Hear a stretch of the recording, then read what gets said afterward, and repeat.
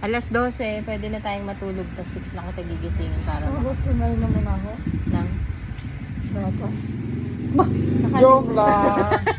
No, joke lang. Ito mga nakakalimutan mo na. Bakit niloloko niya daw ako kung napainom ko na daw siya ng gatas?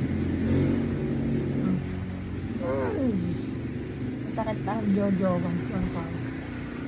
Nag-toothbrush ka po bukas ah. Nasilipot ko naman at ano ba yun? Oh, syempre. Ano nang gano'n silipot?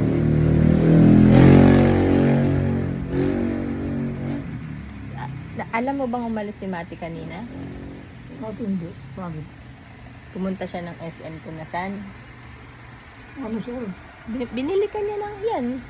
Na kinabit sa'yo. Oo na pumunta doon yan. Oo. Doon yung girlfriend niya eh. Hmm? Kaya ano eh.